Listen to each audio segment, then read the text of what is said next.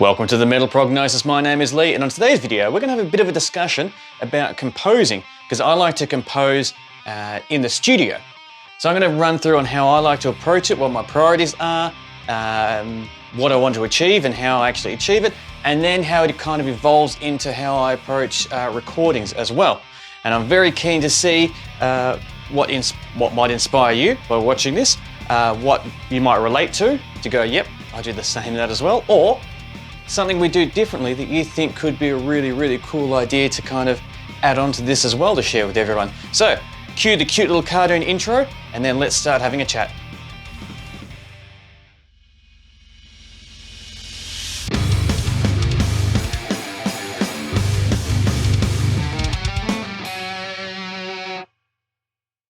All right, so the first thing is, let me express to you what inspired me to do this type of video, to have this discussion with you. Is I started working, doing a collaboration with two of my friends, Nick, Leonard and Phil, which I've done a little bit of work with, so it's going to be super fun doing this little project as well with them. And when I sent Nick, my friend, the files and all that, they actually gave me some feedback. Out of all the other musos I've worked with over the years, when I send them different files, whether I'm working with them just as a muso or an engineer, the first thing I do is check with them. Have you got everything? And is there anything else you need? And every time they've said, no, everything's good. Nick was the first one to give me some feedback. Nothing negative, but it was just interesting to get some feedback and go, oh, that's interesting. And I thought, here's a really good idea to do a bit of a video discussion about it all. So firstly, let's talk about, if I'm working with other musicians, how do I approach composing in the studio here? So the very first thing I do is I go for clicks, beats per minute. It's extremely important. Even if a song changes its groove and changes its time signature later on, I'll go into the session and program them in and try to get it as best as I can to feel organic. But it's very important, I feel, to be able to program them in, especially in today's day and age when you're sharing files, well, in this case, from one end of the world to the other. World, Earth, I don't know how pedantic you want to get about that. And we're using electric drums and things like that, where, you know, being on the metronome and on the beat, and being able to sway on and off that is extremely important. The next thing I like to do is divide my song up. So I've got a version here in the background, but I'll bring up a better one so you can see, where even if I do it in 1 take or 4 takes or 80 takes, it doesn't matter. I'll divide it up into sections and color code them so they're very easy to identify and to see. So I send a screenshot of that to my musos or whoever I'm working with, so they can see the exact layout. They can see how long each section goes for. They can see the repeat of different sections or if they are the same. And they can also see the beats per minute on there and get a general kind of visual as they're listening to the song as well. So it's a lot easier for them to identify where everything is and to help really get into it. With composing and putting it together, especially just by, firstly by guitar, I couldn't give a crap about copy and paste. I actually more endorse copy and pasting when it comes to composing, because it's a lot quicker to go, I wonder how this intro riff sounds for maybe the bridge, or a post-chorus, or whatever the case might be, or for an outro, or whatever the scenario might be. Because you can quickly move it, check it, listen back, see how it feels, see how it flows, and then make a decision. Or do a few different copies and send it to a muso or to other collaborating friends to go, hey, here's a few different versions, tell me which one you prefer. Compared to actually going through and recording all them, which takes a lot of time, which you're not gaining much more benefit from. Now, I'll get to actually recording in a moment about all that, because when we get into the recording section, completely opposite approach and opinion on that, but we'll get to that. The next thing I want to have a chat about is tone. How important tone is when I'm working with composing. Now, out of all the musicians I've worked with over all the years, tone for me plays a hell of a lot more important part than you might originally think. If I'm trying to sell a song not so much sell it, but sell the idea of it and sell the end goal of where I'd like to see the song go, or where I'm envisioning it to go. Tone plays a huge part. Not the final tone. The final tone is for recording, but just when you're composing and sharing it, I feel like, as the best way to describe it is attitude. The attitude of the tone that you want plays a huge part, because that's the attitude of the song that you're trying to express and create. So it doesn't have to be, as I said, it doesn't have to be final, but you don't have to go to the extent of, let's get a 4x12 and mic it up with this type of thing and let's go, you know, hammer and hog for an 8-hour recording session to record, you know, a 3.5-minute song of just the guitars and bass or whatever the scenario might be. No. Line 6, my pod that I've got, my 2.1 I think it is, used that for years, that's awesome. My Solid State by Nuix, that's awesome. Added a distortion pedal to that, it's got its own, I put my own third-party IRs in there, works a treat, direct into my desk, no need to worry about miking or anything like that, and I can still get a good enough attitude that I want from the song to be able to express, even if you use plugins and that. Because let's have a quick talk about the opposite. Let's say it's like, no, it doesn't matter about the tone, just give me whatever. Then you fall into the trap of, and I've had this before, where I've tried to approach someone with a song going, here's something I recorded just really quickly, just here we are, listen to it. And they hadn't got a good enough vision of where I was proposing the song could go, and they didn't like it. Just like if you listen to really old demo tracks of old bands, when you hear their first one, you're like, that sounds nothing like it, that sounds a little bit like rubbish sometimes. And it's a lot harder to sell to get someone into it and to do it. And if you want to even push the example further, let's say you had a thrash metal song you wanted to really express and to do. If you were to go, this is a bad example, but let's go extremes here, just for the purpose of discussion. You could just grab an acoustic guitar and, you know, pound away on that. You try to give that to a drummer and ask them, bring this song to life. Here we go. Bring the speed, bring the aggression. Let's turn this into something. And they've only got an acoustic guitar track to go off. That's not much. You're not giving them the best materials and the best foundations to work from for them to be able to do the best that they can do. Because they're not going to feel the aggression. They're not going to do, they're not going to feel that impact while trying to do the drums. And if they're trying to do the drums, the thrash metal kind of do both at once, clearly by the example I'm doing here. No offense to drummers. You've got to give them the best that they can use with, because they're not going to with the acoustic guitars, as an example. So as much as the tone isn't final, I still think it needs to have enough characteristics to be able to express itself to what you need. And the other thing with recording is what I send my musos. So I send, so firstly, before what I send is how I set it up. So all my sessions, this might sound a little bit obvious, but I've worked musos that don't do this, and it can be a real headache and extremely time consuming if you don't do this.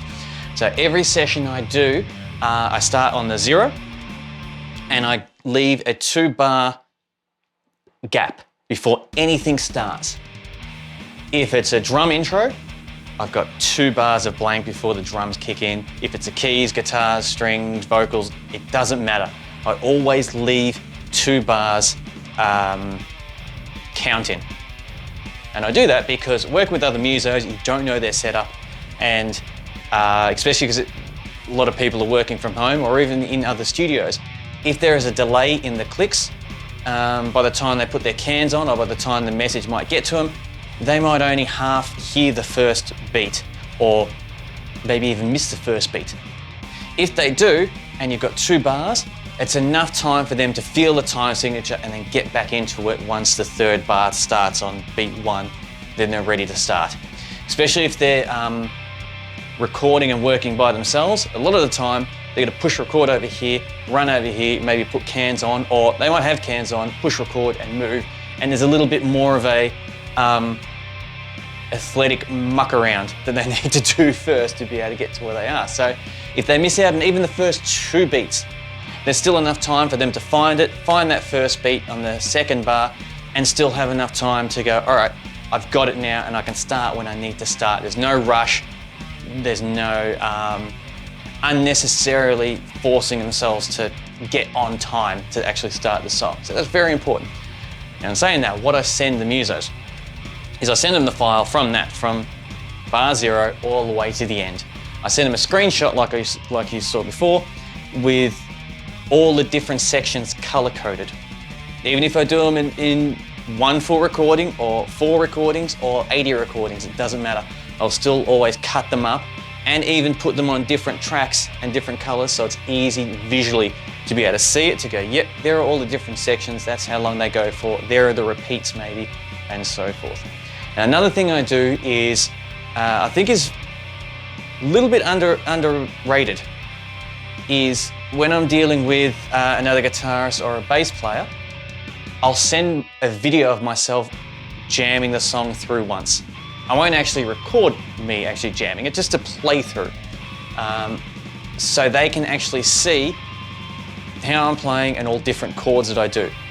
Me personally, I have, and should be you personally as well, and any other muso personally, has their own comfort zones on their go-to chords and their different funky way of playing things.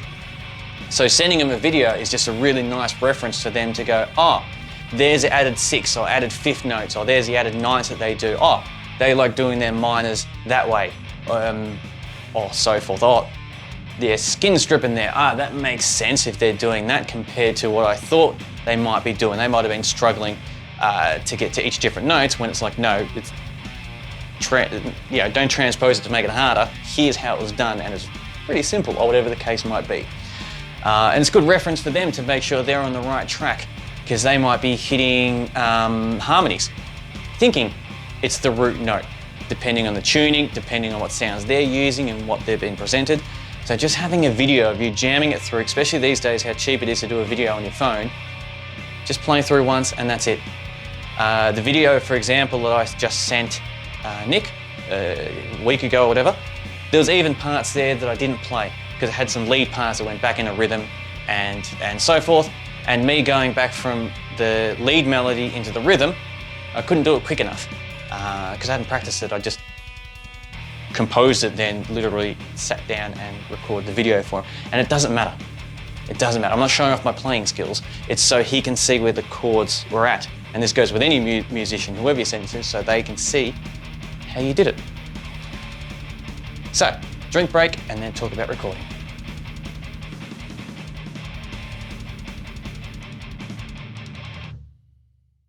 Now to the recording part. So a lot of the times if I'm dealing with, a lot of the times, anytime I'm dealing with acoustic drums, I'll take the tracks and record the acoustic drums in another studio, then bring them back here to mix and edit and put together. So when we're dealing with recording, the clicks are super important so they can do it. Having the ghost tracks all set up, so they do start on the 3rd bar. So when the drummer's playing along, they can hear it. It's already been checked to the clicks, so it's all smooth and ready to go. After I do that, for example, if I had acoustic drums and bring them back here, when it comes to recording everything else, there is no, even with the drums actually, with anything, no copy paste. I cannot emphasize that enough, to no copy paste. I know some big bands do it and they've been very successful, it's been very good. That's awesome for them. But my approach to it is when you're working on a song and you're composing it and you're creating that journey, it's important to follow that journey and the attitude that you're bringing to it. Like take a drummer for example. If the start part's, let's say 80% compared to the end part where they're running at 100%, you don't want to copy paste that because you're going to feel the drop and you're going to lose that momentum building up in intensity. Exactly the same with vocals, exactly the same with the guitar and bass strings and all the accompanying instruments. So when it comes to guitar, for me personally when I'm playing and when I'm working with other musos, I get them to do the same too, is I don't give a crap if the chorus, for example, is identical 3 times in the song. You're recording it 3 different times. Sometimes a little bit more, so you got backup depending on how you're doing it. But because each 3 different times you are playing it in different sections, you're at a different part of the journey. So the attitude that you're bringing and playing should be slightly different. And especially when you're dealing with vocals, as in not just dealing with a vocalist, but as a guitarist, you're writing with the vocals as well because they're bringing their instrumental intensity to it. And the last thing you'd want is the first chorus musically to sound the same as the last if you've got a big build-up, that momentum to go. So you really want to feel it in the characteristics that the muso or the guitarist is bringing. So I'm very, very much against straight copy-paste when it comes to final recordings. Even with digital drums. With digital drums, it's about emulating real drums. And you want to approach that exactly the same as you would acoustic drums. You add the intensity to it. So some users get a little bit frustrated because they're like, I already did it. Can't we just, Control C it and Control V it? And I'm like, nope. Don't cut yourself short. Don't cut the rest of the band short, and don't cut the song short because in theory, and in a lot of practice, that song lasts forever, and you're going to share that out, and you want it to be the best that it can be, and you want to be proud of it and really show the kind of like, well, the best example I can think is like Frankenstein, the creation that you've brought to life. So yeah, don't cut yourself short. Don't for a little bit of time, or if it's a lot of time, it doesn't matter. Studio time is nothing compared to the life of a song. So don't cut yourself short. The other thing I do is when it comes to recording, so this is more for I'm creeping up to the end of this, when you're talking about longer projects, so not just one song, when you're dealing with multiple songs we're recording, I nerded out and it's done nothing but good for me. So if I'm dealing with acoustic drums and I go into a friend's studio, so I'm working with them, they know the room, so I'm working with them together. I'll have a list of all the songs, how long the songs go for, and the time signatures. So I can show that to the other engineer or, anyone that's working on it in the room, and we're all on the exact same page going, oh, this song's next, program it in, there's everything, this is how long it goes. They can prepare themselves to go, all right, we know how long a 3.5 minute song is, so to speak, without needing to look at our watch. We've got that kind of organic knowing and feel of how long that is to know when it's about to stop, when it's about to end. So it's a lot easier to embrace and to prepare and execute in the studio. So I definitely always do that. Always make sure I list down all the ghost tracks that are in there as well, to make sure anyone else that's working on the project and working there knows what's coming up and knows what's there and knows what's being taken out in that if need be for recording. Drummer might be distracted by the strings because they're too intense, so they might need them brought back down a few dBs or fully taken out and then brought back in on the playback or whatever the case might be. It just works. It just works. Makes a little bit of work can go a long, long way. And going in lazy to a studio like that when working with other engineers and other people or musos, whether it be session musos or whatever, and not doing that work, just makes things more challenging and it takes more time. And more time is normally more money, and we don't want that. We want efficiency and we want the best result. And doing that by giving it the best foundation to start with. Then after that, then we talk about tones. So once we record the drums, and this can go for acoustic or digital. Acoustic is if you do it in another studio for me and bring it in here. Digital, maybe someone recorded it off site and then brought it into my studio, same deal. Dealing with tones of drums, guitars, bass, strings, and vocals. That's where you really fine tune it to go, all right, now recording final guitars, no copy paste, and we invest the time in finding the right either IRs or the right cabin speakers to use with the right amps and pedals and all the rest of it. Either with vocals, what do we want to add to this to make sure that we get the best of what we're actually going for. Now I've had a feel of the song with how we compose and put it together, how are we going to execute it and do it? So there we are. There is a bit of a ramble of me hopefully you're accepting this as a discussion, and now I'm really keen for your thoughts. And of all the things I listed, how much of those made sense? How much of those did you think, that's a bit overkill? You're a little bit anal about this, Lee, so I don't know. You might be a bit of a pain to work with, or you might have worked with someone that painful and thought it was really good, or not so much. What things did you think, oh, you're missing a big key if you implemented, X, Y, Z, then we've got another huge, awesome foundation building platform to work with, whether you work with session musos or musos spread across, different parts of this planet or whatever the case might be. Definitely keen for your thoughts and your input. So leave it in the comment, because this is going to be hopefully a really, really fun and good conversation. And one thing I will say as well that I forgot to mention before, I came up with this kind of approach with a lot of trial and error over the years, but also dealing with different studios means you've got different versions of the programs and even different programs. So whether they're using Cubase, Pro Tools, what's the other one all the kids like these days? I've forgotten the name of it. Reaper, that's the one. Doesn't matter. Or another third-party independent one, or Adobe Studio. Doesn't matter. This works across all of them. So it's very handy and very user-friendly. So thank you very much for joining me in the discussion. And I want to hear your thoughts, please. Share them. This is going to be lots of fun. And until next time, stay safe.